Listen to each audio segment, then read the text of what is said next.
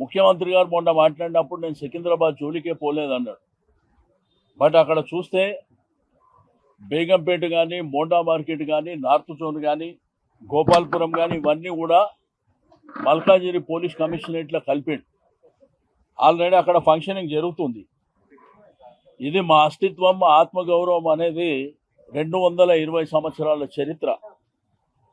మా తల్లిదండ్రుల పేరే మారుస్తామనే విధంగా ప్రవర్తిస్తే ప్రజాస్వామ్యంలో నిరసన చెప్పేటువంటి హక్కు అందరికీ ఉంటుంది. మీరు రాత్రి 10:40 మీరు రిజెక్షన్ అని చెప్పి మేము అప్లై చేసింది 5 రోజుల కింద.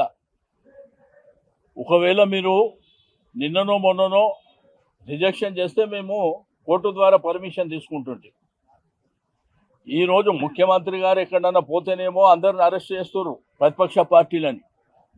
వాళ్ళేమో ఇష్టానుసారం ర్యాలీలు చేసుకోవచ్చు. సెక్రటరేట్ రిస్ట్రిక్టెడ్ ఏరియా, సెక్రటరేట్ ముంగట కూడా ముఖ్యమంత్రి గారు పాదయాత్రలు చేసుకోవచ్చు. కానీ ప్రజాస్వామ్యం లోపల మాకు హక్కు లేనట్టు, మా అస్తిత్వం, మా సికింద్రాబాద్ ప్రజలు 220 సంవత్సరాల చరిత్ర ఉన్నటువంటి మా ప్రాంతాన్ని, మా ప్రాంతం పేరు లేకుండా మా అస్తిత్వం మీద దెబ్బ కొట్టినప్పుడు ప్రజాస్వామ్యబద్ధంగా మేము నిరసన చెప్పేటువంటి కార్యక్రమాన్ని ఈరోజు ఏర్పాటు చేసుకున్నాం. మీరు చూస్తే ఒక కర్ఫ్యూని తలపించే విధంగా కొన్ని వేలాది మంది పోలీసులు పెట్టి ఎక్కడదక్కడ అరెస్టుల పర్వం కొనసాగించడం అనేది దుర్మార్గమైనటువంటి చర్య.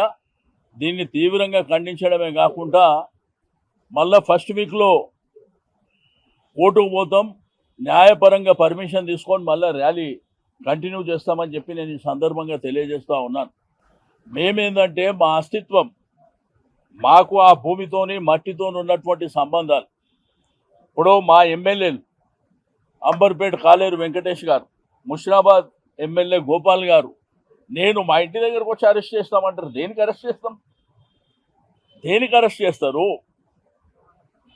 మీరు ఓకే అని చెప్పిన తర్వాత నిన్న మీ పోలీస్ యంత్రాంగం అంతా, ఏసీపీలు, సిఏలు అందరూ మొదలుకొని అందరూ కూడా రోడ్ ఇన్స్పెక్షన్ చేశారు. మాది శాంతియుతమైనటువంటి ర్యాలీ, పొలిటికల్ పార్టీ కండువాలు పెట్టుకునే ర్యాలీ కూడా కాదు. దాంట్లో అందరిని ఆహ్వానించినాం.